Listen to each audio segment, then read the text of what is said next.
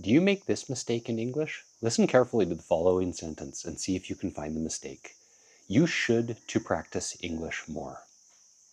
Did you find the mistake? It's in should to.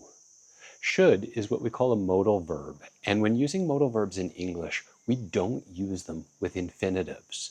So for example, you should to study English more becomes you should study English more. No infinitive necessary for these ones. We never use to with modal verbs.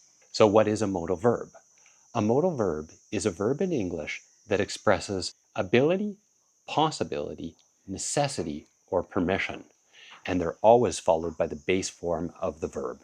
So you should, it's a modal verb, you should study English more. The modal verbs that express ability are can and could. The modal verbs that express a possibility are may, might, and could. The modal verbs that express a necessity or an obligation to do something are must, have to, should, and ought to. These particular ones have two notable exceptions, have to and ought to. These exist in and of themselves, so we never separate the two in have to and ought to. And so when you're using these, if you say you have to study English more, this is correct. Have to doesn't get broken up. And so the to is not an infinitive. Don't think of it as an infinitive. Think of it as part of the modal verb. And so you can't get rid of the to. It sounds ridiculous to get rid of the to in these two examples. You ought to study English more. You have to study English more versus you ought study English more. You have study English more. They don't sound right. So these are part of the modal verbs and not an infinitive. So you can use to with these two exceptions. Continuing the list of modal verbs, other modal verbs express permission, and these are words like can, could, may, shall. Some modal verbs express advice, you should, you ought to, and the last set of modal verbs put things into the future or allow you to express exceptions, will, shall, and would.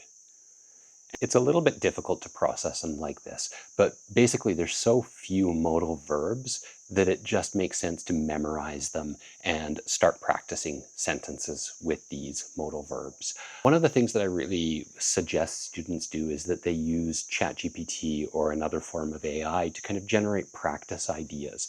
And I'm going to give you a hint on how you can prompt ChatGPT in English to give you a list of these things. So I would simply ask ChatGPT, like you would ask a question in person.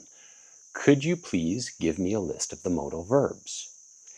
It will give you a list of the modal verbs. And then you can say, I would like to practice these in sentences. And it will give you a list of sentences. And then you can scale up or scale down. You can make it more or less difficult. You can say, make the sentences more difficult. Make new sentences.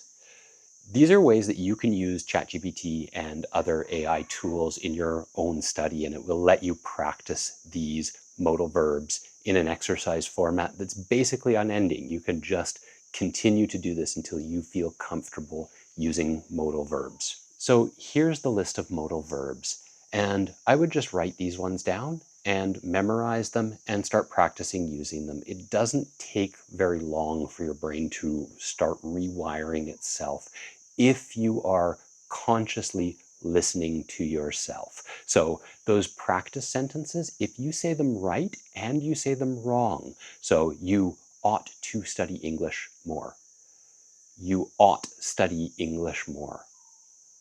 That's the exception. That one's a little bit confusing, but if your brain starts to recognize this and starts to recognize ought to as being correct, but you must to study English more as being wrong, you must study English more is the correct version of this, it will help you change your speaking patterns and use these modal verbs correctly. And honestly, this is one of the most common mistakes that I hear as a teacher, people using modal verbs with an infinitive. You must to study English more.